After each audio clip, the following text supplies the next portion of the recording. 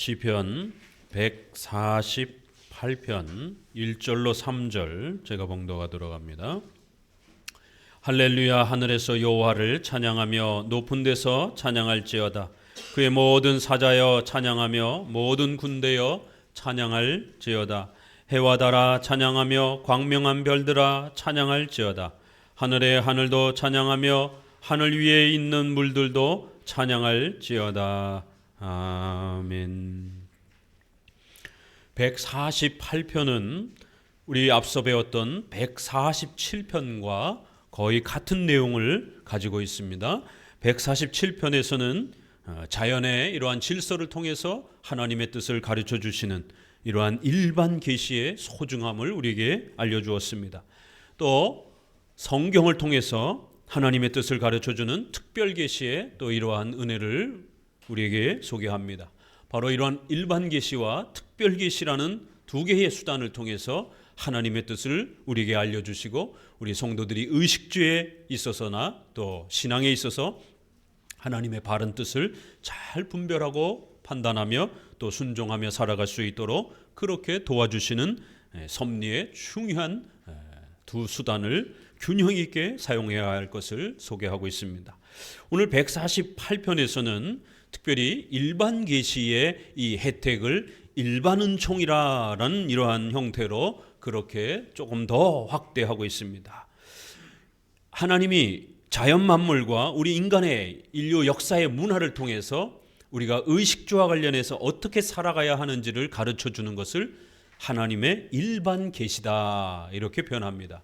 어떻게 농사를 짓고 먹고 살아야 되는지, 어떻게 직장 생활하면서 우리가 경제 활동을 하면서 먹고 살아야 되는지, 우리의 몸은 어떻게 우리가 보호하고 또 잘 지켜내야 되는지, 의료와 또 국가와 이런 여러 사회 직업에 대한 이런 부분들을 일반 자연 질서를 통해서 하나님의 뜻을 알려준다라는 거예요. 계시, 하나님의 뜻을 드러내준다라는 겁니다. 이렇게 하나님의 뜻을 파악하고 알아가는 것, 이런 내용을 우리가 일반 계시다. 하나님의 뜻을 분별하는 차원에서 우리가 자연 질서를 표현할 때는 일반 계시다 이렇게 표현합니다. 그리고 그 혜택을 누리는 것을 일반 은총이다 이렇게 표현을 조금 달리합니다. 같은 내용이지만 일반이라고 하는 동일한 내용을 갖고 있습니다. 다만 자연 질서를 통해서 하나님의 뜻이 무엇인가를 깨닫는 그러한 하나님의 뜻을 찾아가는 그러한 이해로는 일반 계시라 자연 질서를 이렇게 표현하는 거고요. 그 혜택을 표현할 때는 자연을 통해서 우리가 그 누리는 우리 인간의 행복과 그 혜택을 좀 더 강조해서 말할 때는 일반 은총이다라고 이렇게 표현하는 겁니다. 같은 말이지만 하나님의 뜻을 파악하는 초점에서 또 그 은택과 혜택을 누리는 관점에서 말할 때의 표현이 조금 다릅니다. 일반 계시, 일반 은총.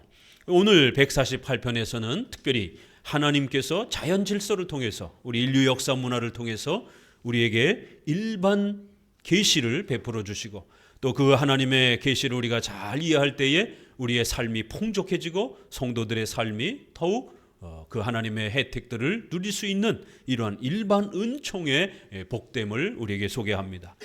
그리고는 이 일반 은총의 이 혜택이 혹시라도 인간의 죄악 때문에 우리의 어리석음과 교만함과 시기와 질투 때문에 그 일반 은총의 혜택들이 파괴되거나 망가지거나 또 곡해되거나 남용되지 않도록 열심히 우리 성도들은 이 일반 은총이 제대로 우리 사회 속에서 그렇게 회복되고 또 잘 보존되고 또 그것이 더욱 최종적으로 우리 교회의 유익이 되도록 그렇게 적극적으로 우리 성도들은 이 일반 은총의 혜택들을 부단히 발전시켜 가야 된다는 겁니다. 이것을 우리가 하나님 중심의 문화건설 이렇게 표현할 수도 있습니다. 역사 속에는 이 일반 은총, 일반 계시를 잘못 이해하고 제대로 이해하지 못해서 양극단의 두 가지가 늘 교회와 성도들을 괴롭히면서 성도들의 신앙을 아주 극단으로 몰아갔습니다. 앞서서도 소개해드린 것처럼 일반 계시를 무시하는 그러한 금욕주의, 엄격주의, 이원론주의와 같은 형태가 있고요. 또 일반 계시를 특별 계시를 무시하면서까지 그렇게 일반 계시로만 모든 그러한 의식주와 신앙의 문제를 다 해결할 수 있다라고 이렇게 일반 계시의 이성, 철학 이런 것들만 너무 강조했던 그러한 이성주의, 자유주의, 세속주의 이런 부분들이 있었습니다. 자, 이거를 우리가 문화적 관점에서 표현을 해봅니다. 일반 은총의 혜택은 국가의 혜택, 직업의 혜택, 사회 질서의 혜택, 또 가정의 혜택, 또 여러분의 의식주와 관련된 모든 활동, 이걸 우리가 통틀어서 문화라 이렇게 표현하기도 합니다. 그래서 이것을 우리가 기독교적 문화관이라고 표현합니다. 세계관이라고도 표현하기도 하고, 기독교적인 문화, 성경적인 문화관은 어떠해야 되는가? 우리의 이런 의식주, 우리의 이러한 일반 세상의 다양한 이러한 사회 문화에 대해서 우리 성도들은, 교회는 어떤 자세를 취해야 되는가? 이러한 기독교 문화관에 대해서 성경은 어떻게 정리하고 있는가에 대한 그런 관점에서 이 문화관이라고 하는 형태로 살펴보게 되면, 엄격주의, 금욕주의는 당연히 세상을 더럽다라고, 세상을 악하다라고 취급하는, 예외 없어요. 모든 세상의 국가 사회와 이 모든 사회적 이러한 수단들은 전부 다 더럽고 추악한 세속적인 것이다라고 취급하는 문화 배격주의, 이걸 우리가 반문화주의라고도 이렇게 표현할 수 있습니다. 아주 극단적인 이러한 신앙 우선주의를 주장하는 거예요. 기도하고 예배드리고 산속에 들어가서 고립된 그러한 단체 생활을 하면서 오직 기도하고 성경 보는 이러한 예배드리는 것만 강조하고, 성도들의 직장생활, 가정생활, 국가사회의 이러한 일상생활은 아주 더럽고 추악한 것으로 이렇게 취급하는 문화 배격주의입니다. 문화에 대해서 아주 굉장히 공격적이고 문화에 대해서 굉장히 더럽다라고 이렇게 취급하는 것입니다. 이러한 문화가 있고, 또 세속주의, 자유주의 문화는 기독교와 세상을 구별하지 않는, 결국 교회가 존재하는 것도 사회를 개선시키기 위한, 또 사회를 더 건강하게 만들기 위한 그런 사회 정의와 또 복지 국가와 또 이러한 사회적 부조리에 대한 정의 문제와 경제적 불평등을 해결하는 경제평등의 문제와 이런 것을 해결하는 것이 마치 교회의 존재인 것처럼 이렇게 친문화주의, 문화 세속주의라고도 이렇게 표현할 수 있는 것이죠. 특별히 이 문화 세속주의와 관련해서는 요한 1서 2장 15절에 이런 표현이 있습니다. 이 세상이나 세상에 있는 것들을 사랑치 말라. 누구든지 세상을 사랑하면 아버지의 사랑이 그 속에 있지 아니하니, 이는 세상에 있는 모든 것이 육신의 정욕과 안목의 정욕과 이생의 자랑이니 다 아버지께로 온 것이 아니요 세상으로 쫓아온 것이라. 이 세상에 있는 것들을 사랑하지 말라. 눈에 보이는 것들, 육신에 편안하게 해주는 것들, 이생에 또 그러한 자랑에 이러한 할 수 있는 것들, 이러다 보니까 이 구절을 너무 지나치게 강조하면서 문화를 공격적으로 또 이렇게 비판하게 되면 문화 배격주의에 해당이 되죠. 그러나 분명히 이런 구절이 또 있습니다. 그래서 문화 세속주의, 친문화주의로 너무 또 가까워져서는 또 안 됩니다. 분명히 이 땅의 문화는 인간의 죄악된 우리의 본성 때문에 분명히 악한 문화들이 있습니다. 그러나 모든 세상의 문화가 다 악한 건 또 아닙니다. 여러분, 쌀이 악합니까? 그럼 우리 성도들 어떻게 밥을 먹습니까? 쌀은 신자가 만들었습니까? 불신자가 만들었습니까? 그 누가 합니까? 불신자가 만들었으면, 더더구나 우상 숭배하는 사람들이, 불교인들이 만들었으면 여러분 먹을 겁니까? 안 먹을 겁니까? 이런 심각한 문제가 벌어지는 거예요. 아직도 여전히 애플의 이러한 핸드폰이 친동성애적인 그 활동을 설립자가 보였다라고 해서 애플 핸드폰 거부 운동이 미국의 문화 배격주의를 표방하는 교단 중심으로 애플 핸드폰 거부 운동들이 지금도 펼쳐지고 있습니다. 여러분 인터넷 검색해 보게 되면 뭐 2단 옹호 단체, 사업, 뭐 기관 이렇게 해갖고 쭉 뜹니다.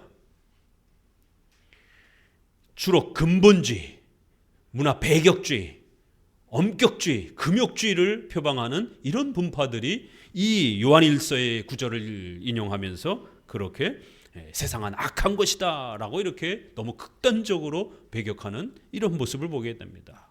삼성 거는 핸드폰은 어떻습니까? 그러면 삼성의 오너들은 전통적인 원불교 사람들입니다. 우리가 삼성 거를 사용하면 할수록 그 많은 재정이 원불교를 도와주는 또 그런 헌금으로 사용되어집니다. 그럼 우리 크리스찬들은 삼성 제품 쓸 수 있습니까? 어떻게 할 겁니까? 우리 10대 대기업에 기독교인 한 사람도 없습니다. 오너 중에. SK 회장이 특별하게 감옥에 갔다가 어떻게 전도를 받았는지 출소하시면서 성경책을 이렇게 가지고 나오시더라고요. 그 유명한 장면입니다. 검색해 보세요. 예수님을 믿고 계시는지 안 믿고 계시는지는 모르겠지만 그리고 나와서 이제 이혼을 하고 새로운 또 이제 부인하고 결혼을 하고 막 이래서 센세이션을 막 일으키고 그랬는데 10대 기업에 교회에 다니는 오너들이 없습니다. 이랜드 정도가 그나마 교회를 다니는 그런 정도의 오너 정도로 되고 있습니다. 그럼 우리 사용할 거 아무것도 없습니다. 어떻게 할 겁니까? 이렇게 문화관을 잘못 정리하게 되면 아주 극단적인 이러한 폐쇄성을 보이게 됩니다. 그러나 디모데전서 4장 1절에는 그 유명한 또 말씀과 관련해서 이런 표현이 있습니다. 그러나 성령이 밝히 말씀하시기를 훗일에 어떤 사람들이 믿음에서 떠나 미혹해하는 영과 귀신의 가르침을 쫓으리라. 귀신의 가르침이 있다라는 거예요. 도대체 어떻게 설교하고 가르치면 귀신의 가르침이 됩니까? 3절 혼인을 금하고 식물을 폐하라 할 터이다. 혼인은 더러운 것이다라는 거예요. 부부간에서라도 이러한 성관계는 더러운 것이라는 거예요. 식물은 더러운 것이다라는 거예요. 그래서 자꾸만 금식을 강조합니다. 어디서요? 로마 카톨릭에서 그렇게 하잖아요. 사제들과 수녀들은 절대로 종교 지도자들은 결혼 못하게 하는 거예요. 왜요? 성은 더러운 것이기 때문에. 그리고는 온갖 교회력을 만들어 놓고 그 교회력에는 절대로 거룩한 날이기 때문에 부부관계를 못하게 하는 겁니다. 카톨릭은 매달 교회력이 있습니다. 귀신의 가르침이라는 거예요. 혼인을 더럽게 취급하는, 식물을 더럽게 취급해서 자꾸만 금식을 남발하는, 금식을 많이 하면 거룩해지는 것처럼 분명히 요한일서에서는 세상에 물들지 않도록 우리 크리스찬들이 세상의 죄악에 빠지지 않도록 조심하라라고 경고합니다. 그러나 또 디모데전서 4장에는 세상의 이러한 음식과 결혼과 직장과 이런 국가와 사회의 이러한 문화들을 더럽다라고 취급하는 자들은 귀신의 가르침을 소개하는 자들이라는 거예요. 이거는 사탄, 마귀와 악한 영들이 주로 성도들과 교회를 파괴하기 위해서, 성도들의 삶을 망가뜨리기 위해서 유혹하는 가르침이라는 거예요. 양극단의 두 표현들이 다 있습니다. 그렇죠? 그렇기 때문에 양극단 교파들은 자기들 이로운 대로 한쪽 구절만 강조하면서 그렇게 극단적 입장을 취합니다. 그러나 성경에는 이렇게 때로는 분명히 혼인을 소중하게 여기고 의식주와 관련된 건 절대로 악한 게 아니기 때문에 우리 크리스찬들은 의식주를 적극적으로 사용할 수 있다라고 세상 문화를 더욱 발전시키라고 얘기를 합니다. 그러나 또 그럼에도 불구하고 인간은 악한 죄악된 본성을 가지고 있기 때문에 하나님이 주신 소중한 이 일반 은총을 남을 짓밟고 자기가 성공하고 또 자기만 더 이렇게 명예를 얻으려고 하는 수단으로 그렇게 남의 눈에 피눈물 나게 만드는 그러한 죄악을 짓는 형태로 또 수많은 우상 숭배의 또 이러한 샤머니즘과 미신의 문화들이 또 그렇게 또 존재하기도 합니다. 그래서 이 두 개가 전부 소개가 되면서 균형을 이루라라고 소개하고 있는 것입니다. 그럼 우리 개혁주의 문화는 우리가 앞서서 소개해드렸던 것처럼 문화 선별주의입니다. 일반 계시와 특별 계시를 균형을 이루면서 조화를 이루면서 선별해서 사용하는 그러한 문화 선별주의라고 이렇게 이해할 수 있습니다. 마태복음 5장 13절에 너희는 세상의 소금이니 소금이 만일 그 맛을 잃으면 무엇으로 짜게 하리요 후에는 아무 쓸데없어 다만 밖에 버리어 밟힐 뿐이라. 너희는 세상의 빛이라. 이렇게 세상의 소금이라 세상의 빛이라 라고 이렇게 표현하면서 16절 결론에 이같이 너희 빛을 사람 앞에 비치게 하여 저희로 너희 착한 행실을 보고 하늘에 계신 너희 아버지께 영광을 돌리게 하라. 이렇게 성도들은 세상에 나아가 빛과 소금의 역할을 감당하면서 세상의 그런 악한 문화들을 바꾸고 또 좋은 문화들을 잘 보존하면서 그렇게 성도들이 더욱 열심히 빛의 역할들을 감당해야 된다는 거예요. 그래서 우리 성도들의 착한 그러한 인격적인 그러한 행실과 성도들의 문화의 이러한 또 적극적인 활동들을 많은 불신자들이 보면서 전도를 받고 하나님께 영광을 돌리도록 그렇게 성도들의 착한 행실이 온 세상에 퍼져나가도록 부단히 노력해야 된다는 거예요. 성도들의 착한 기도, 착한 예배가 아니에요. 착한 행실입니다. 착한 신앙, 착한 기도, 착한 예배는 교회 안에서 이루어지는 것이고 그건 세상 사람들에게 아무리 보여줘도 너 뭐하냐? 이러는 겁니다. 너 교회 가서 너 산속에 가서나 예배하지 왜 자꾸 내 앞에서 자꾸 그렇게 기도하냐? 이렇게 핀잔받을 수 있는 것이에요.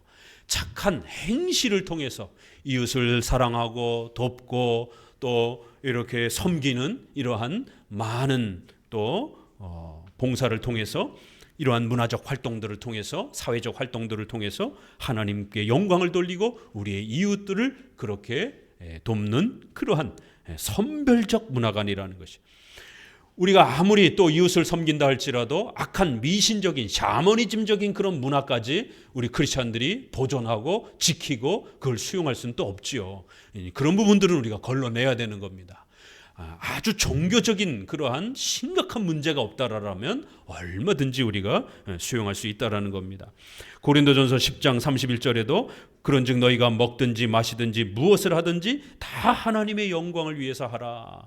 여러분 기도와 예배 생활뿐만 아니라 여러분의 먹는 것, 입는 것, 여러분의 그렇게 직장 생활, 가정, 국가, 사회 먹든지 마시든지 어떤 것을 행하든지 하나님의 영광을 드러내는 그런 목적으로 행하라는 것이에요. 의식주의 이러한 모든 사용들은 이렇게 악한 것이 아니라 하나님의 영광을 위해서 얼마든지 우리가 사용할 수 있다라는 것입니다.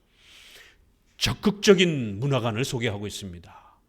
특별히 우리가 개혁주의 문화관에 있어서 장로교 문화관에 있어서 이 양극단의 문화관 중에 특별히 우리가 더욱 조심해 하셔야 되는 것은 문화 배격주의에 대한 또 이 주의함들이 필요합니다. 물론 세속주의 문화도 오늘날 심각합니다. 그러나 개혁주의 성도들이 많이 실수하고 또 실패하는 이 실수가 문화 배격주의의 성향이 훨씬 많이 강합니다. 세상으로부터 경건하게 살려고 애를 쓰고 좀 더 성경적으로 살려고 애를 쓰고 이런 마음을 가진 사람들이 주로 장로교를 개혁주의를 그렇게 찾아옵니다. 그런데 목회자들 중에 이 일반은총에 대한 개념이 명확하게 서 있지 않는 그런 목회자를 만나게 되면 그런 개혁주의를 만나게 되면 아주 엄격한 개혁주의를 소개하게 됩니다. 아주 금욕주의적인 개혁주의를 소개하게 됩니다. 하이퍼 칼비니즘과 회중파 청교도와 같이 엄격한 생활에 이러한 분리를 주장하는 이러한 거룩을 주장하는 이러한 금욕주의적 그러한 개혁주의 지도자를 만나게 되면 문화 배격주의에 서게 됩니다. 알게 모르게 또 우리 안에도 이런 문화를 더럽다라고 취급하는 그런 인식들이 또 많이 스며들어 있습니다. 그렇기 때문에 더더욱 특별히 우리 개혁주의 성도들은 이 문화 배격주의에 대한 부분들을 좀 많이 넘어설 수 있도록 이겨낼 수 있도록 열심히 노력하셔야 됩니다. 똥 얘기를 좀 한번 해보도록 하겠습니다. 갑자기 거룩한 이 설교 시간에 똥 얘기를 목사님이 하시나 상당히 의아해 하셨겠지만 이 똥 문화가 이 금욕주의 문화와 상당히 밀접한 연관성을 가지고 있습니다. 사람이 의식주, 먹고 마시고 입고 생활하는 것 이게 다 문화에 대한 내용이잖아요. 그런데 사람들이 모여 있으면 반드시 문제가 되는 게 뭐가 있어요? 반드시 해결해야 되는 문제가 있죠. 대소변에 대한 문제, 이게 굉장히 중요한 문제란 말이에요. 이거 잘못 처리하게 되면 전염병이 돌고 성도들의 생명이 위태로울 수 있는 심각함이 발생이 됩니다. 날씨가 너무 추워서 목사님이 우리 여자 성도들을 특별히 배려해서 화장실이 따뜻한 그런 변기로 좀 교체를 해놨습니다. 오늘은 편안하게 좀 사용하실 것 같아요. 변기가 너무 차가워서 여성분들은 좀 불편함이 있어서 좀 바꿨습니다. 남성들은 많이 사용하지 않는 것 같아서 아직은 안 바꿨습니다. 좀 불편하시면 이제 나중에 봐서 바꿔드리겠습니다. 목회자는 이러한 부분을 고려해야 됩니다. 왜냐하면 예배드리는 이 공간에 성도들의 이러한 또 대소변의 이런 활동은 굉장히 중요하고, 이 부분을 대처해주지 않으면 성도들이 모이는 공간의 이런 위생 상태라든가 이런 부분들이 어려움을 겪을 수 있는 것입니다. 그런데 목회자가 무슨 변기를 가라 목회자가 무슨 변기 화장실을 걱정을 해. 목회자는 말씀 전하는 거나 염려하지. 이런 인식을 가진 목회자나 성도들이 의외로 굉장히 많습니다. 자, 역사를 거슬러 가봅니다. 역사를 거슬러서 로마 시대, 그리스 시대를 돌이켜 보세요. 그 시대의 화장실 문화를 한번 생각해 보세요. 로마 시대에 수세식 화장실이 있더라고요. 제가 이 자료를 준비하기 위해서 성도들에게 피부에 좀 더 확실하게 와닿을 수 있는 이 금욕주의 문화가 얼마나 무서운 것인지, 문화 배격주의가 얼마나 무서운 것인지에 대해서 우리 성도들이 좀 더 각성하고, 우리 칼빈주의, 개혁주의의 이러한 일반 은총의 문화관이 얼마나 소중한 것인지를 여러분에게 좀 더 확실하게 구별해 드리기 위해서 이 역사 자료를 찾다가 이 똥 문화를, 화장실 문화를 한번 좀 역사적으로 찾아본 겁니다. 세상에 로마에는 수세식 화장실이 있었어요. 일반 변기도 아니고 수세식, 물을 사용해서 이 변기의 문제를, 화장실 문제를 처리하는, 완벽하진 않았지만 그래서 이제 뒤처리를 할 때도 솜 같은 거를 가지고 변을 뒤처리를 하고, 흐르는 물을, 고여있는 물을 하게 되면 더러우니까 물이 흐르도록 이렇게 해서 그 흐르는 물에다가 변 처리를 하는 막대기에다가 솜을 묻혀서 그렇게 솜을 이렇게 씻어가지고 다음 사람 쓰도록 또 통에다가 이제 이렇게 말려서 꽂아 놓으면 또 다음 사람이 변을 보고 또 그 솜방망이로 변 처리를 하고 씻고, 또 그래도 물에다가 이렇게 또 대중, 그러한 공중 화장실이 있었다라는 거. 2000년 전에 우리 한국도 수세식 화장실이 생긴 지 얼마 안 됩니다. 저만 해도 40대 아래쪽은 모르겠어요. 그러나 50대 이상만 해도요, 우리 한국 근대사를 다 겪은 세대입니다. 저만 해도 강원도 사람이기 때문에 강원도에서 밤에 무서워서 화장실을 못 가는. 왜요? 화장실이 저 바깥에 한 10m, 20m 바깥에 있고, 삐걱삐걱 불도 없고, 밤에 대소변이 마려우면 아주 이거 대책이 없어요. 그리고 신문지 찢어가지고 이렇게 쌓아서 걸어놓은, 달력 얇은 거 걸어놓은, 이 불신자 집안에는 이 성경책이 워낙 얇다 보니까 이 불신자 집안에서는 이 성경책 몰래 받아가지고 그렇게 변기용으로 사용하기도 했습니다.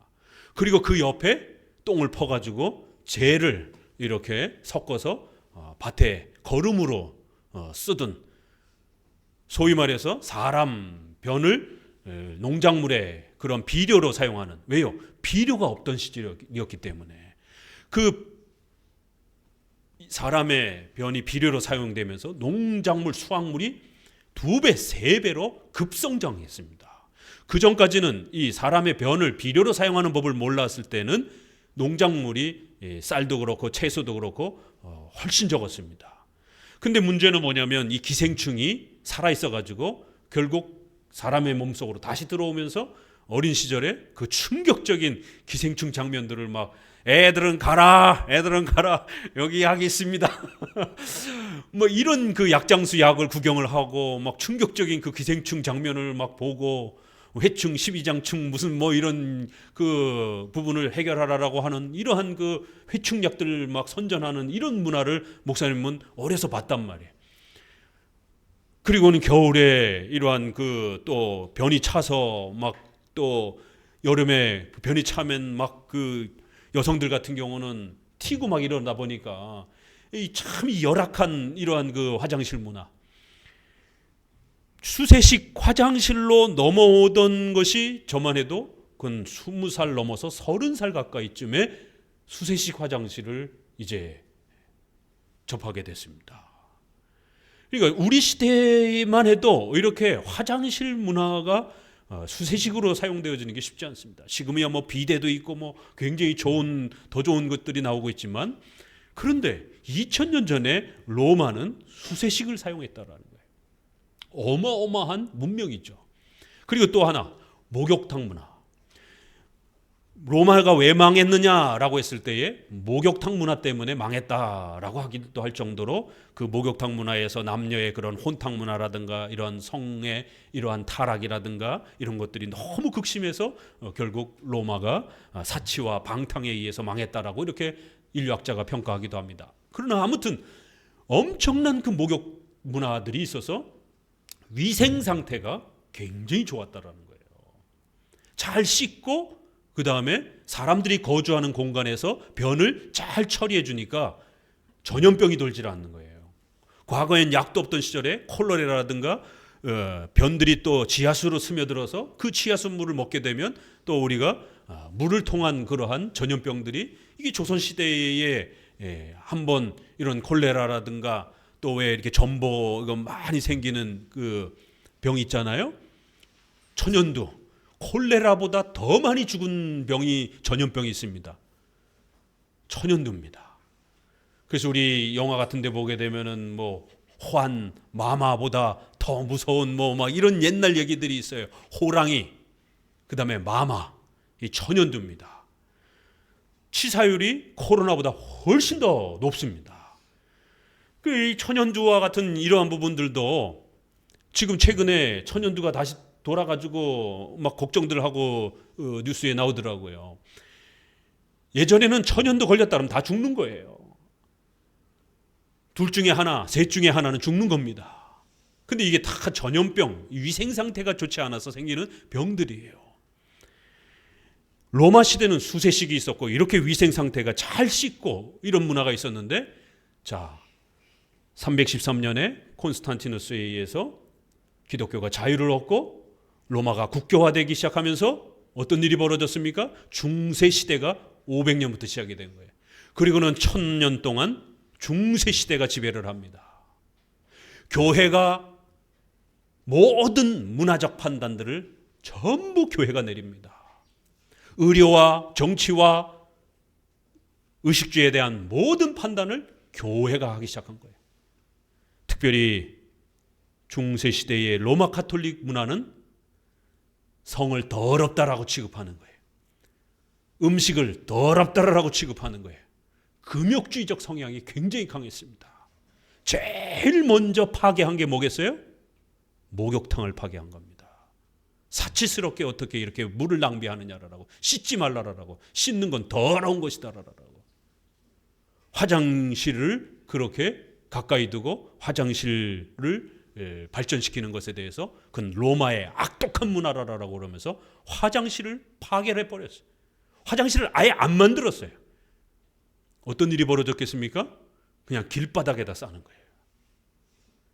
그래서 중세 유럽 여행을 가보신 분들은 보셨겠지만 중세 건물들을 보게 되면 건물들마다 툭툭툭툭 튀어나와 있는 구멍 뚫린 그런 건물들, 튀어나온 부분들이 있어요. 그게 뭐냐면 귀족 집안의 화장실이에요. 길바닥에 구멍을 내놓고 길바닥에다가 변을 쏟아내는 거예요. 이렇게 목욕 문화와 화장실을 더럽고 악한 것이다라고 취급하면서 결국 위생 상태가 엉망이 되었고, 그러므로 인해서 길바닥에 똥들이 차고 넘치는, 그러니까 여성들은 미용 때문에 어떤 대책을 세웠느냐면 굽을 높이기 시작한 겁니다. 그래서 하이힐 문화가 생긴 겁니다. 하이힐 문화가 똥 문화 때문에 생긴 거예요. 똥 밟지 않으려고 구두굽을 높이기 시작한 겁니다. 그리고 2층에서 똥을 싸는 거예요. 갑자기 지나가는데 막 똥이 떨어지는 거예요. 오줌이 떨어지는 거예요.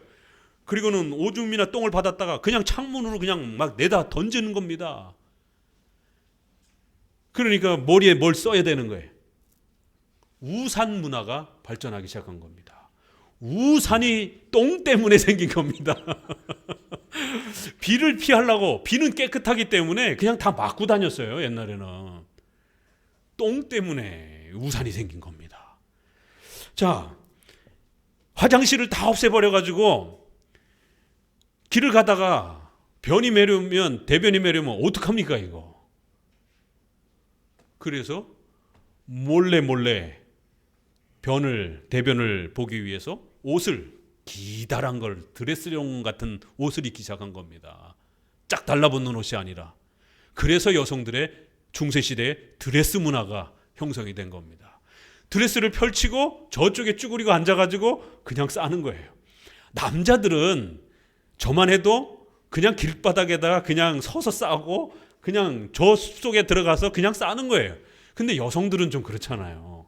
그러다 보니까 여성들은 긴 치마를 입고 저쪽에 가서 그렇게 처리를 하는 겁니다.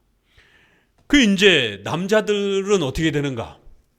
그래서 이제 남자들은 이제 숲이 없고 이제 이럴 때는 결국 길을 가다가 대변이 급하면 화장실도 없으니까 변 외친 거예요.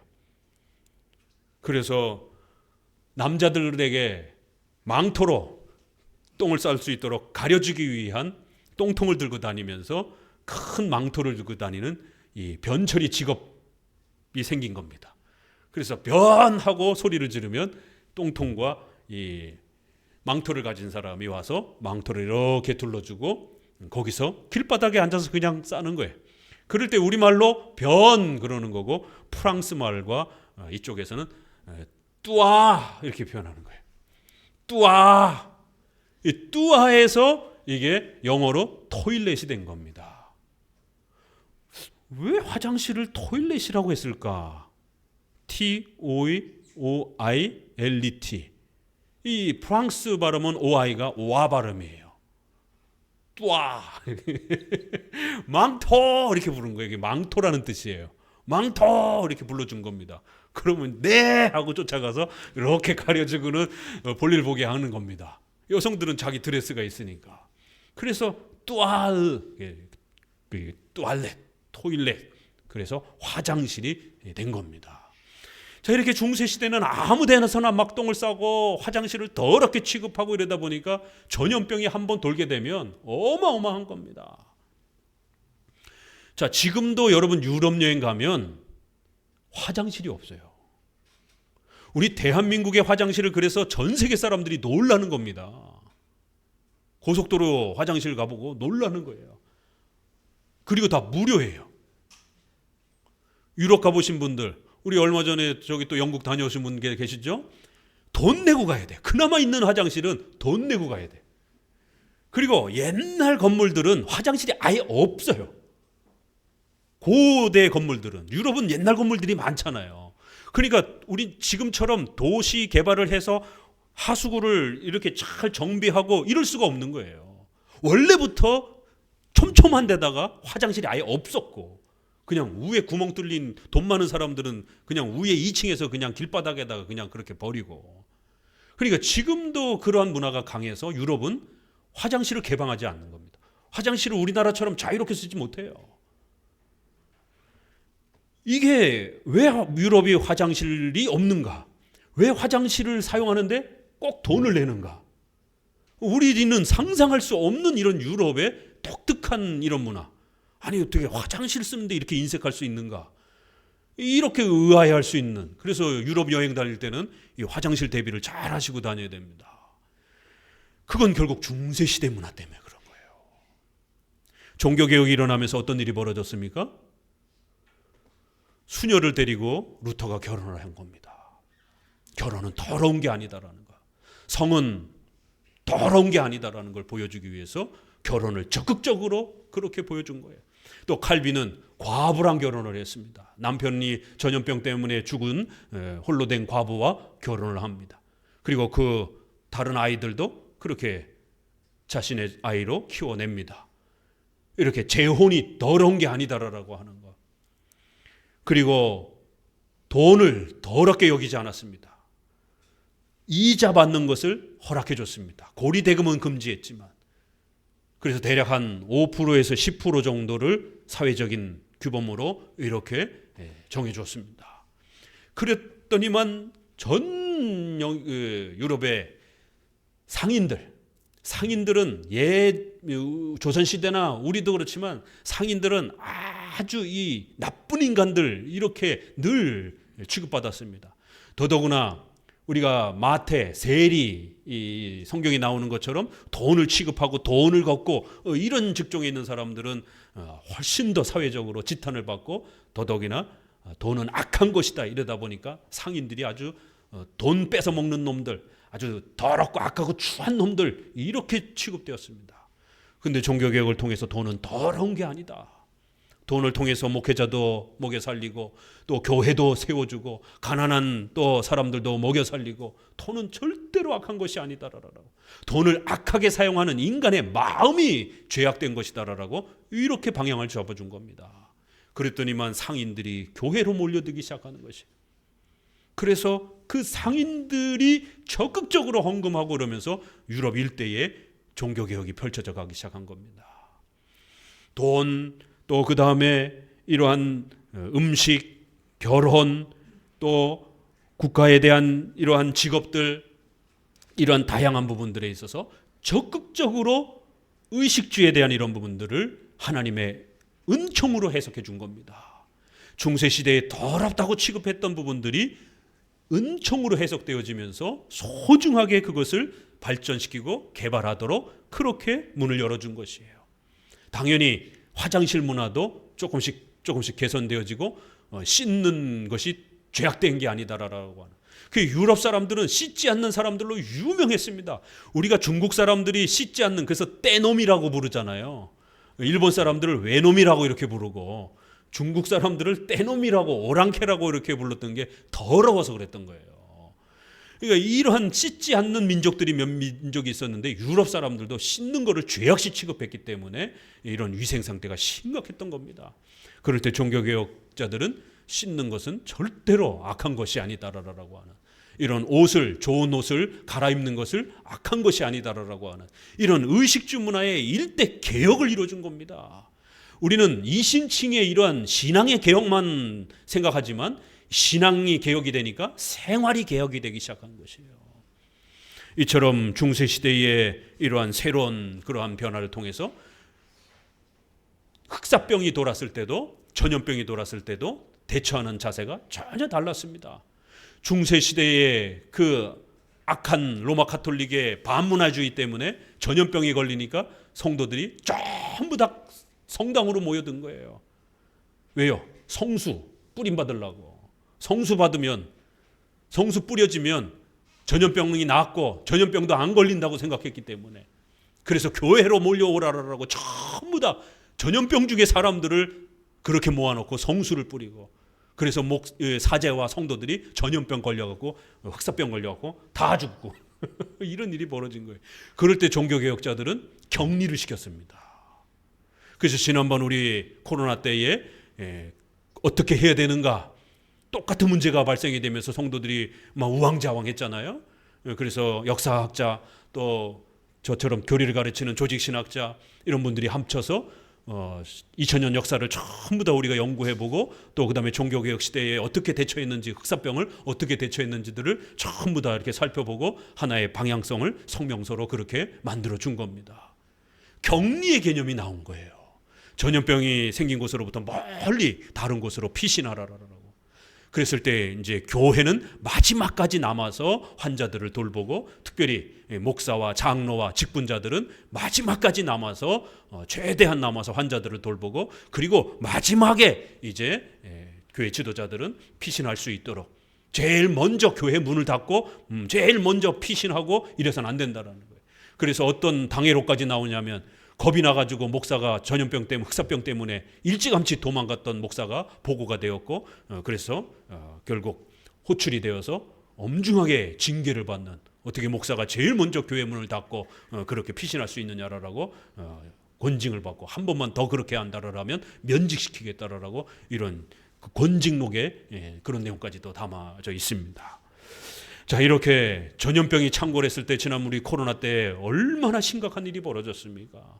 일반 은총을 바르게 사용하고 일반 은총에 대한 올바른 개념이 없었을 때 우왕좌왕하면서 백신을 맞아야 될지 말아야 될지, 또다시 반문화주의, 문화 배격주의자들이 나타나서는 백신 맞으면 죽는다라고 음모론을 펼치기는 이러한 사태를 벌였습니다.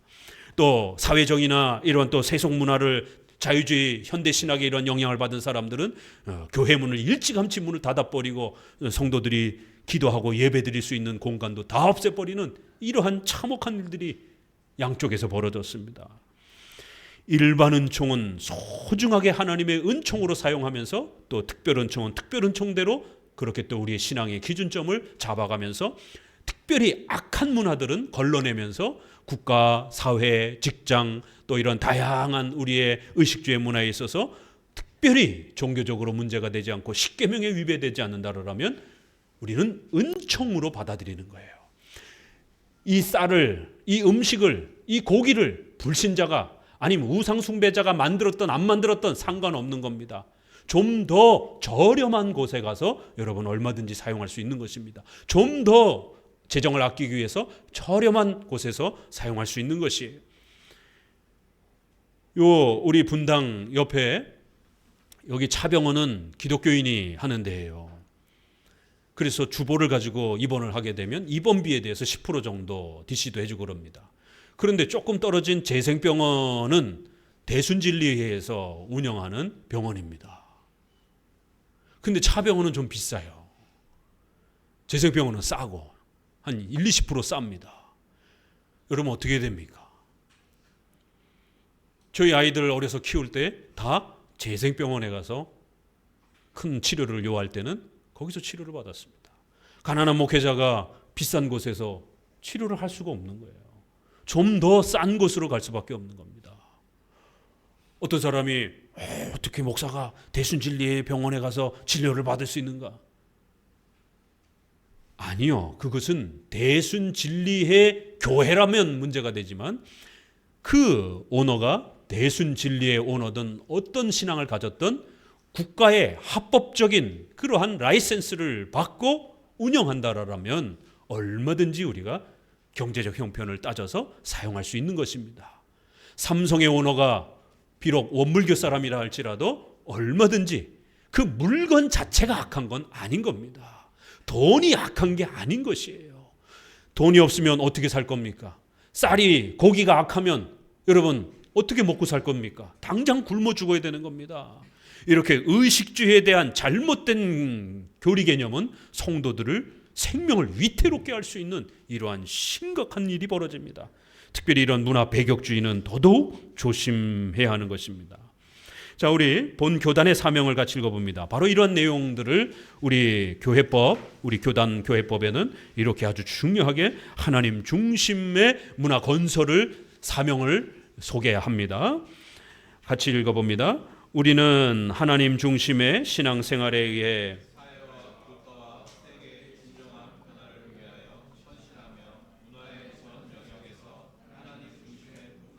조성해 나가야 하는 사명이 있음을 인식한다. 이에 우리는 인생관, 세계관, 역사관의 기초 위에서 하나님의 일반 은총의 세계의 건전한 발전을 위해 그리스도인으로서의 세상의 빛과 소금의 도리를 다한다.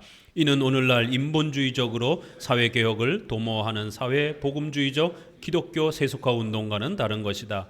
이에 우리는 역사적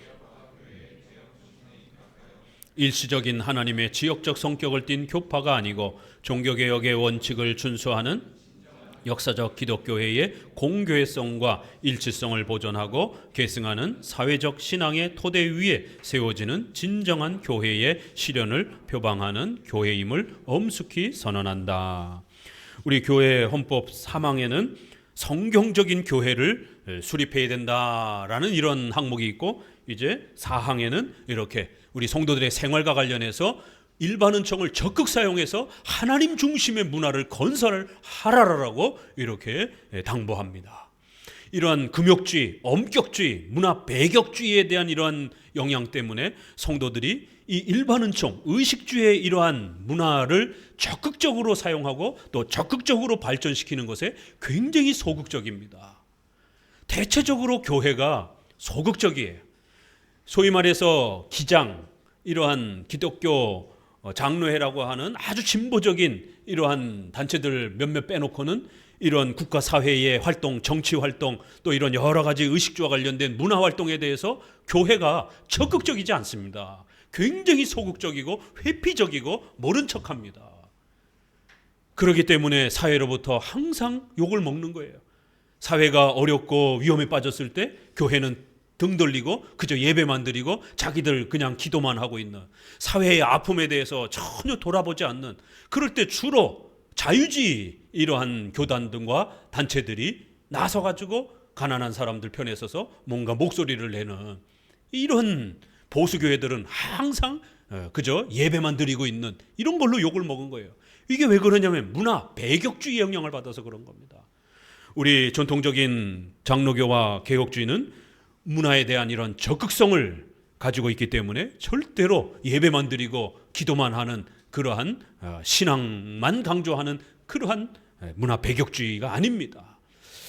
바로 이러한 하나님 중심의 문화 건설을 유명한 칼빈주의자인 카이퍼, 바빙크 이런 분들이 영역주권이라고 이렇게 표현을 했고, 일반 은총이라고 하는 그 책들을 또 소개해 준 것입니다.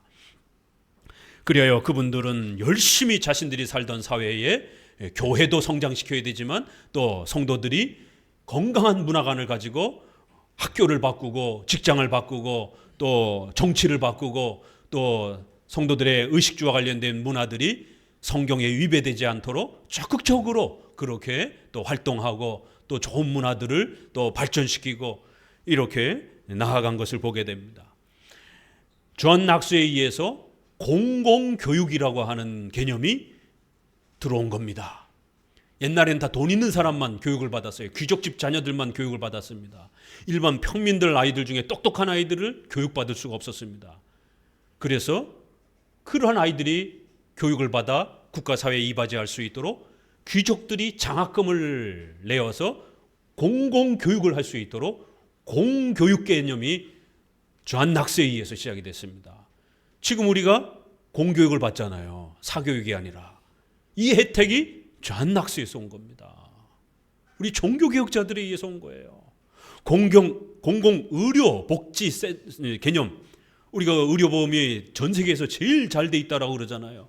미국에서는 뭐 감기 한번, 맹장 수술 한번 하려면 돈 1,000만 원, 2,000만 원씩 어마어마하게 듭니다. 미국엔 사보험 비용이 어마어마하게 비쌉니다. 그래서 자원 입대하면 제대하고 난 다음에 그 혜택 중에 하나가 사보험을 국가에서 들어주는 겁니다. 그것 때문에 군대 가는 사람들도 있어요. 미국 사람들은 웬만큼 잘 사는 사람 빼놓고는 사보험 들기가 너무너무 힘든 거예요. 사보험을 들지 않으면 의료 혜택을 받을 수가 없기 때문에, 공공의료제도가 발전돼 있질 않아서. 이 공공의료보험 제도가 바로 카이퍼와 같은 이러한 시대에 적극적으로 국가가 돈을 축적해서 가난한 사람들을 공공적 개념으로 그렇게 치료해 줄 수 있도록 공공의료제도라고 하는 이러한 개념들을 발전시킨 겁니다. 이렇게 교회가 아주 소중한 이러한 인류를 더욱 건강하게 만들고 인류를 더욱 발전시킬 수 있는 이러한 좋은 아이디어와 문화를 빛과 소금의 역할을 감당하면서 발전시키고 그러한 방향성들을 제시해 줬던 겁니다. 인류 사회가 이만큼 문명으로 발전할 수 있었던 것도 다 500년 이후 종교개혁 이후에 이런 우리 개혁주의의 일반 은총을 적극적으로 강조하는 우리의 이러한 교리 안에서 영향을 받은 것입니다. 과거에는 다 봉건사회, 왕이 지배하던 그런 사회였습니다. 1789년만 해도 프랑스 대혁명이 일어났습니다. 1800년, 지금으로부터 200년도 안 돼요. 우리는 대한제국이 100년 전에 문을 닫는 왕이 존재하던 시대가 100년, 200년 전이란 말이에요. 이렇게 의회가 있고 또 법이 지배하고 이러한 잘 정비된 이러한 정치 시스템은 근대에 100년, 200년밖에도 안 됐습니다. 그런데 우리 장로교는 500년 전의 종교개혁을 통해서 한 개인이 독점해서는 안 된다. 회중이 선동해서도 안 된다. 법이 지배해야 된다. 교회법이 지배해야 된다. 그리고 여럿이 통치해야 된다. 회의체 정치가 더 안전하다. 장로회 정치, 이게 다 장로 정치에서 나온 겁니다. 장로회 정치는 교회도 건강하게 만들었을 뿐만 아니라 근대 사회가 왕도 법에 들어가야 된다. 그래야 백성들이 안전해진다. 사회가 더욱 안전해진다라고 하는 강력한 시스템의 변화를 준 겁니다.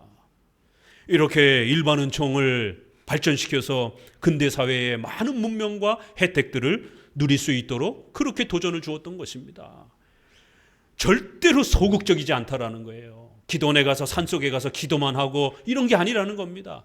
교회에서 열심히 예배드리고 그리고는 세상에 돌아가서 제일 먼저 여러분 자신이 인격적으로 여러분의 말, 약속, 여러분의 행동, 옷차림 이런 것들을 먼저 바꾸는 겁니다. 그리고 여러분의 가정을 바꾸는 것이 부부지간에 덜 싸우고 부부지간에 더욱 화목하고 부부지간에 더욱 이렇게 사랑스러운 가정으로서 가정을 그 누가 봐도 부러워할 정도로 그렇게 가정이 화목해지도록 최선을 다해야 됩니다. 성경 일독하는 것도 중요하고 또 가정에서 싸우지 않는 것도 중요한 겁니다. 균형을 이루어야 된다는 거예요. 그래서 가정이 화목해질 수 있도록 또 가정이 화목하면 여자나 남자나 나가서 일을 할 때에 더 일도 더 열심히 합니다. 집에서 부부싸움하고 오면 벌써 직원들한테 막 성질내고 막 짜증내고 그러게 되잖아요. 그럼 벌써 직장 문화가 흐트러진단 말이에요. 직장 문화도 잘 세워가고 다른 어느 누구보다도 더 인격적으로 동료들과 부하 직원들을 또 잘 대해주고 또 직장의 오너라면 또 이렇게 약속한 또 급여라든가 이런 부분들이 잘 지급되어질 수 있도록 또 노력해주고 또 이런 직장과 사회가 발전이 되면 국회의원, 시장 이런 국가 정치 지도자들이 우리 크리스찬들이 또 진출해서 그런 좋은 법들을 만들고 그런 좋은 법들을 만들면 결국 수많은 사람들이 혜택을 받는 거예요. 그리고 최종적으로 교회도 혜택을 받는 겁니다. 사회가 안정이 되어야 우리가 이렇게 편안하게 예배드릴 수 있는 겁니다. 만약 사회가 불안하게 되면 우리가 어떻게 이렇게 편안한 곳에서 예배드릴 수 있겠습니까? 이렇게 일반은총을 적극적으로 사용해서 하나님 중심의 문화를 건설해야 한다라고 이렇게 그걸 사명으로 소개를 합니다. 사회와 국가와 세계의 진정한 변화를 위하여 문화의 전 영역에서 하나님 중심의 이러한 풍토를 조성해 나아가도록 최선을 다해서 노력하라는 거예요. 주일날은 하루 종일 우리가 예배드리고 성경 공부하고 이런 경건에 열심을 내고 6일 동안은 여러분의 가정, 직장, 국가, 사회를 발전시키기 위해서 최선을 다하라는 거예요. 여러분이 대통령이 되어서 그걸 모든 걸 다 할 수는 없어요. 각자 맡겨진 부분에서 맡겨진 만큼만 하면 되는 거예요. 그러면 그런 작은 물방울 하나하나가 모여서 거대한 사회를 변화시킬 수 있습니다.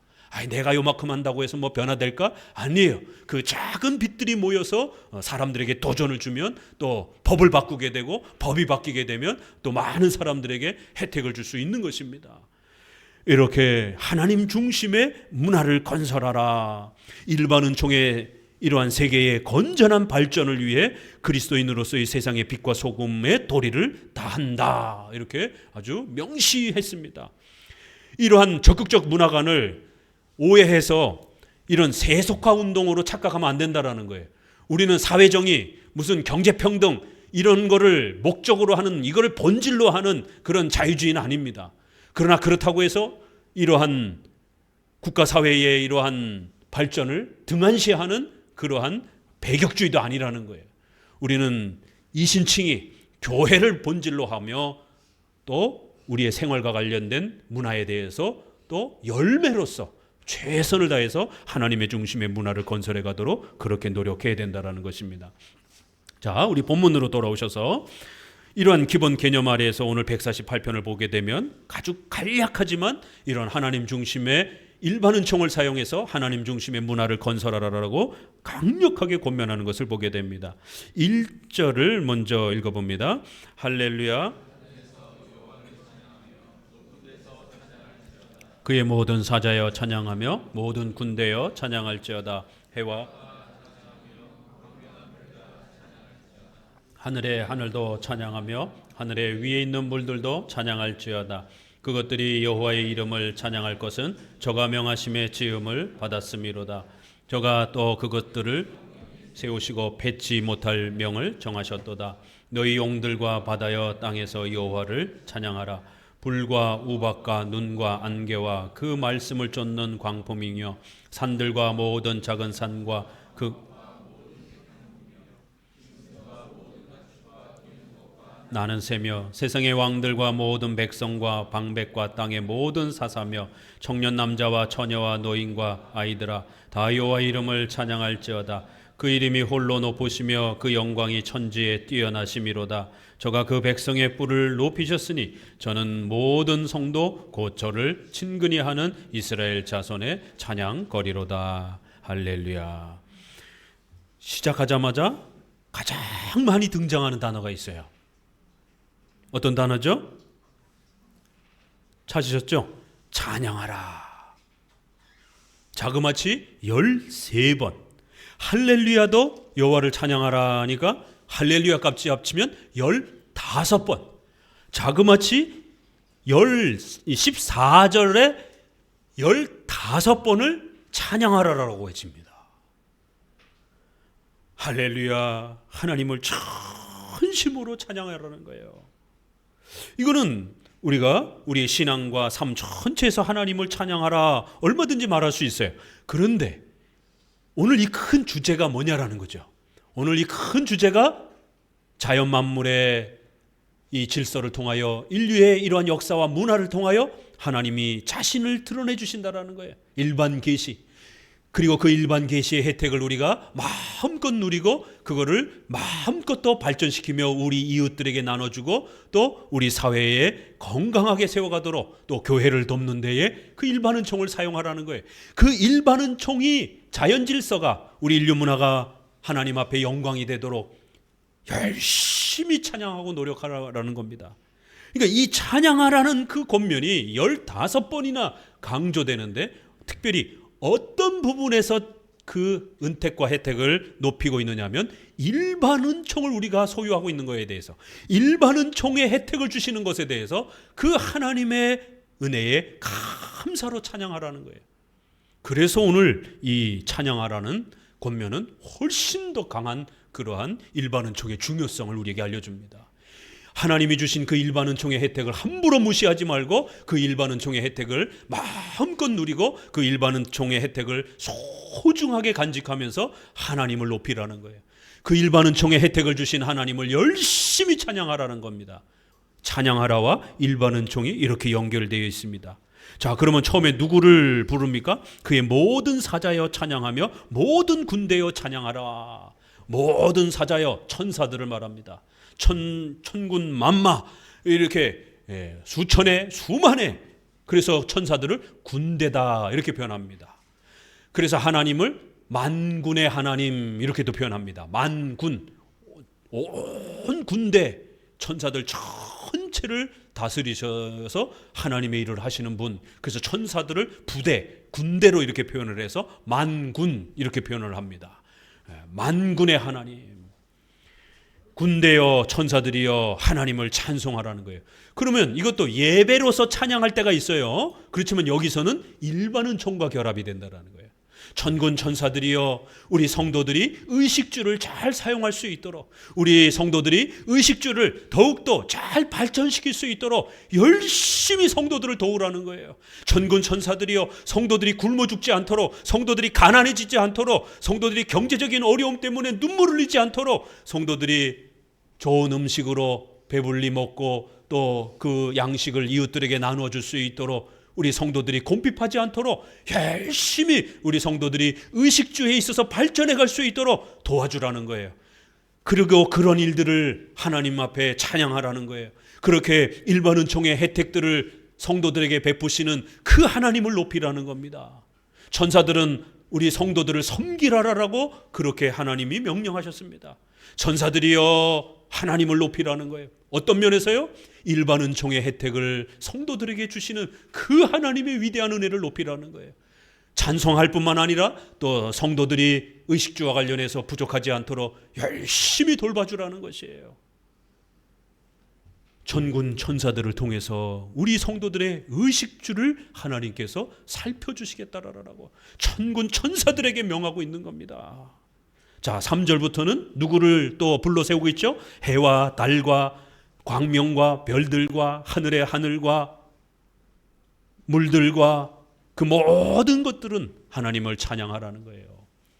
큰 우주 질서, 147편에서도 소개한 것처럼 먼저는 큰 우주 질서를 소개하고 또 두 번째는 우리 인류 역사의 작은, 우리가 생활하는 그 주변의 작은 또 자연 질서를 소개합니다. 여기서도 5절 6절을 다시 한번 읽어봅니다. 그것들이 여호와의 이름을 찬양할 것은 저가 명하심에 지음을 받았음이로다. 저가 또 그것들을 영영히 세우시고 패치 못할 명을 정하셨도다. 이 큰 우주 질서는 우연히 존재하는 것이 아니라 반드시 하나님이 정해놓으신 거라는 거예요. 창조주이신 하나님이 그 자연 질서를 만들어 주신 것이다라는 거예요. 또 만들고 나신 다음에 유지시킨다라는 거예요. 그거를 영영히 세우시니 최후 종말에 천지 우주가 개벽되어지기 전까지는 이 자연 질서가 계속 유지가 된다라는 거예요. 창조하시고 또 그것들을 영영히 세워서 폐하지 못하도록, 망가지지 못하도록 그렇게 자연 질서가 유지되도록 하신다라는 겁니다. 이걸 우리가 자연법이라고 그러는 겁니다. 그래서 반드시 우리 인간은 자연법, 자연 질서를 지키면서 살아가야 돼요. 자연 질서 속에서는 중력이라고 하는 중요한 우주 질서가 존재합니다. 이 중력을 무시하게 되면 크리스찬이고 불신자고 간에 다 죽는 거예요. 또 이러한 물리학적인 여러 그런 법칙들이 있잖아요. 그러한 법칙들을 어기게 되면 자동차를 운전하시는 분들은 특별히 이런 겨울철에 얼음길에 미끄러지지 않도록 속도를 좀 더 낮추시고 과속하시지 마시고 조심스럽게 운전해야 되는 겁니다. 왜냐하면 과속하고 신호 안 지키고 그렇게 되면 물리법칙이 작동이 되는 거예요. 저쪽에서 차가 또 내 차가 중앙선을 미끄러져서 넘어가게 되면 차끼리 부딪히게 되면 크리스찬이라고 살아요? 아니에요. 크리스찬도 죽는 겁니다. 차가 100km씩 달려와서 서로 부딪히게 되면 이쪽도 크리스찬이요, 이쪽도 크리스찬이에요. 둘 다 부딪히면 어떻게 되겠어요? 둘 다 죽는 겁니다. 절대로 자연의 물리법칙을 함부로 우습게 생각하시면 안 되는 겁니다. 이런 강추위와 이러한 추위가 맹렬할 때는 난방시설이라든가 이런 부분들을 잘 해서 몸이 고장나지 않도록, 또 독감이나 또 코로나가 또 활성화되고 있다고 뉴스에 나옵니다. 조심하시고 위생 상태도 더욱 잘 또 관리해야 되는 거예요. 우리가 코로나 때도 봤잖아요. 목사님이 제일 먼저 걸렸잖아요. 믿음이 없어서가 아니에요. 전염병이 돌면 물리법칙이 자연 질서가 작동이 되면 누구나 다 걸릴 수 있는 것입니다. 이렇게 하나님이 정해 놓으신 자연 질서, 그 자연 질서는 최후 종말이 오기 전까지는 절대로 멈추지 않는다라는 겁니다. 그래서 이 자연 질서를 우리 성도들이 잘 활용하고 거기에 잘 적응하면서 살아갈 때에 몸도 건강하고 또 더욱 풍요로운 삶을, 더 건강한 삶을 살아갈 수 있다라고 말하는 겁니다. 하나님이 정하시고 하나님이 유지하시고 하나님이 또 그렇게 만들어 가신다라는 것이. 자, 그다음에 작은 질서들, 너희 용들과 바다여 땅에서 여호와를 찬양하라. 이렇게 우리 번역은 이걸 용들이라고 번역을 했는데, 바다의 큰 짐승 이런 게 표현할 때에 이러한 표현을 씁니다. 불과 우박, 눈, 안개, 광풍, 산들과 모든 작은 산, 과목, 백향목, 짐승, 가축, 기는 것, 새, 우리가 먹고 살기 위해서 필요한 모든 것들이잖아요. 고기를 먹기 위해서도, 또 우리가 쌀을 먹기 위해서도, 물을 마시기 위해서도, 또 이러한 먹고 마시는 모든 부분들이 발전하면서 또 양식이 풍요로워지게 되고, 이러한 우리의 주변에 작은 그러한 먹고 사는 이런 모든 질서 하나하나들도 하나님이 다스린다라는 거예요. 절대로 개혁주의자들은 금식을 남발해서는 안 됩니다. 금식은 정말 평생에 몇 번 정도 이렇게 생각하셔야지, 뭐 툭탁하면 뭐 능력을 받기 위해서 금식하고, 그것도 다니엘 20일 금식 따라하고, 모세 40일 금식 따라하고, 열흘 이상을 넘게 되면 죽습니다, 의학적으로. 그래서 삼풍백화점 무너지고 그랬을 때, 보름 만에 발견되고 그랬을 때 기적이라고 그러는 거예요. 물조차도 먹지 않고 10일을 굶게 되면 의학적으로 탈수가 돼서 죽는다라고 의사들이 공통적으로 의학이 판단합니다. 물을 먹으면 보름 정도 살 수 있다라고 말하는 것이.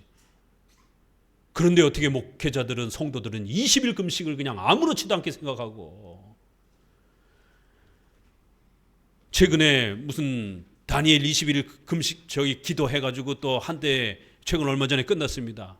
거기에 참여하라고 아주 포스터들이 또 연일 돌더라고요. 조심하셔야 됩니다. 금식을 남발하게 되면 위장 다 망가지게 되고 결국 몸이 엄청난 해를 입게 됩니다. 금식이란 정말 나라와 국가가, 교회가 전멸 위기에 빠지는 이러한 아주 심각한 이런 특별한 그런 경우 외에는 함부로 그렇게 남발해서는 안 되는 것이에요.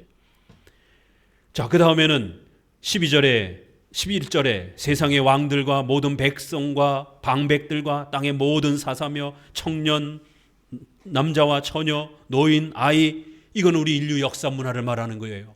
국가가 흥망성쇠하면서 세워졌다가 없어지기도 하고, 또 거대한 제국이 세워져서 또 문명을 발전시키고, 이런 모든 인간의 문화 활동들, 이것도 전부 다 하나님이 역사하시는 것이에요. 세계에 유명한 제국들이 세워졌고, 세계 유명한 문명 국가들이 존재했었고, 그 혜택으로 인하여 인류 문명이 발전을 거듭해 왔습니다. 이렇게 좋은 지혜와 지식을 또 하나님이 주시는 겁니다. 그래서 우리는 문명의 발전을 절대로 죄악시하지 않습니다. 결국 우리가 사용하는 이런 좋은 공간, 우리가 예배드리기 위해서는 에어컨과 난방시설이 잘 돼 있으니까 얼마나 좋습니까? 저만 해도요, 근대 국가를 경험해 봤기 때문에, 목사님이 60년대에 태어나서 70년대에 마지막 보릿고개를 10대 시절에 경험해 봤기 때문에, 강원도에 교회를 다니는데 나무를 떼고 그 겨울 추위에 방석 하나 놓고 옆에 물 떠놓은 물이 어는 그런 예배당, 나무로 교회를 졌기 때문에 그 강원도 추위에 영하 20도씩 막 30도씩 막 이런 내려가는 이런 추위에 난로 하나 떼놓고 바들바들 떨면서 그 강원도 시골에서 예배를 드렸던 추억이 있습니다. 그래서 집사님들은 일찍 와갖고 그 불 떼느냐라고 연기가 그냥 막 예배당에 가득하고, 막 성도들이 은혜 받아서 우는 게 아니라 연기 때문에 울면서 예배를 시작하는 거예요. 막 누가 보면 은혜 많이 받아서 그렇다는, 다 같이 막 연기가 너무 매워서 막 울고, 그 예배 드리다 보면 또 삐걱삐걱 이렇게 앉아서 이렇게 움직이면 또 삐걱삐걱하고, 이러한 예배당의 불편함, 여름에는 또 막 더위가 막 찌는 듯한 그 더위. 그런데 지금은 이렇게 냉난방 시설이 잘 발전이 되면서 얼마나 큰 혜택들을 우리가 누립니까? 이걸 우린 절대로 죄악이라 말하지 않는 것이에요. 우리 문명이 발전이 되니까 우리 성도들이 보편적으로 대부분 다 학교를 가는 거예요. 그러니까 문맹률이 없어지는 거예요.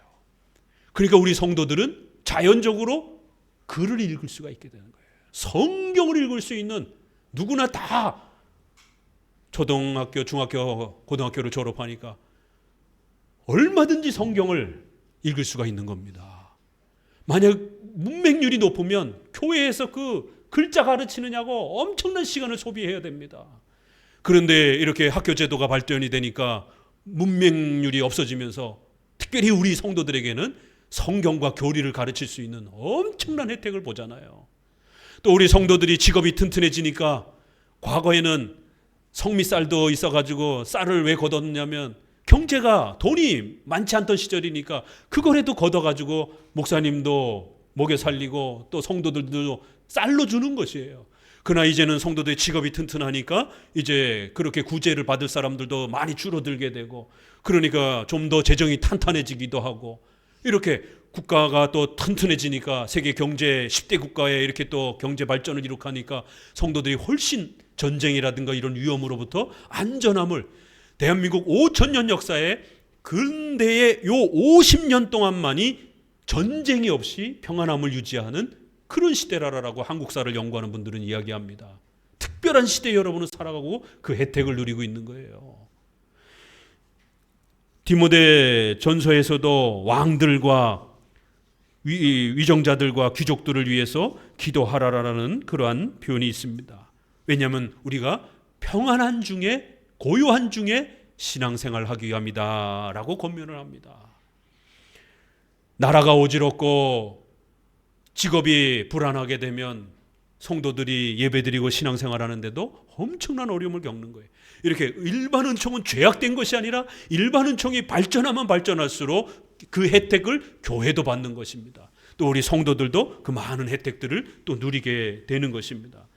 이렇게 왕들의, 국가의 문명의 발전과 또 남녀노소의 이러한 모든 활동들도 전부 인류 문화의 이러한 다양한 문화적 변화와 발전도 하나님이 이끌어 가신다라는 거예요.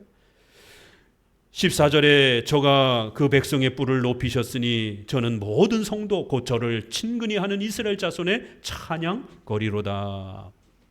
결국 이런 일반 은총의 혜택들은 누구에게로 돌아온다고요? 궁극적으로 그 백성들에게, 그 백성의 뿔을 높이실 거라는 거예요. 뿔이라고 하는 건 전통적으로 명예, 권세, 이런 대표적인 비유입니다. 성도들의 그 뿔, 성도들의 명예가, 성도들의 삶이 훨씬 더 그렇게 높아지고 도움을 받을 거라는 거예요. 모든 성도, 곧 하나님을 친근히 하고 가까이 하는 그러한 백성들에게 또 많은 도움이 된다라는 것이 결론을 그렇게 맺고 있습니다. 일반 은총을 쫙 끌어가다가 그런 모든 혜택들은 결국 하나님을 예배하고 섬기는 우리 성도들에게 더 큰 기쁨거리가 될 것이다라는 거예요. 오늘 148편은 이렇게 아주 적극적으로 일반 은총의 그 혜택과 가치를 열심히 우리에게 소개하고 그 일반 은총을 부지런히 발전시켜서 하나님 중심의 문화를 건설해 가라라고 우리 성도들에게 그것을 사명으로 당부하고 있습니다. 해도 되고 안 해도 되고가 아니에요. 여러분 자신을 변화시켜야 되고 또 여러분의 가정을 변화시켜야 되고 여러분의 직장과 사회와 국가를 어려움에 처했을 때 또 죄악된 그러한 부패한 길로 가려고 할 때에 여러분 작은 그 한 목소리를 내고 또 영향을 끼치면서 올바른 쪽으로 또 건강한 쪽으로 그 사회와 문화가 형성될 수 있도록 목소리를 내며 그렇게 건강한 일반 은총의 문화가 더 확대될 수 있도록 또 좋은 일반 은총의 그러한 또 아이디어들을 제공해서 회사들은 더욱 경제적 풍요로움들을 일구고 또 국가 위정자들은 좋은 법들을 만들어서 그렇게 백성들을, 교회를 도울 수 있는 좋은 법들을, 차별금지법과 같은 그런 악법들을 만드는 게 아니라 교회를 보호하고 가난한 사람들을 도울 수 있는 그런 좋은 법들을 우리 크리스찬 위정자들은 열심히 또 고민하면서 만들어 가야 되는 겁니다. 이렇게 일반 은총을 통하여 하나님 중심적 문화가 건설되어져 갈 때에 하나님께서 영광을 받으신다는 겁니다. 먹든지 마시든지 무엇을 하든지 하나님의 영광을 위해서 우리의 전 삶을 하나님께 그렇게 쓰임받도록 하라라는 이 말씀이 오늘 일반 은총의 이 사명을 듣는 우리 모든 성도들에게 마음속에 깊이 세워지기를 주의 말씀으로 권면을 드립니다. 기도합니다.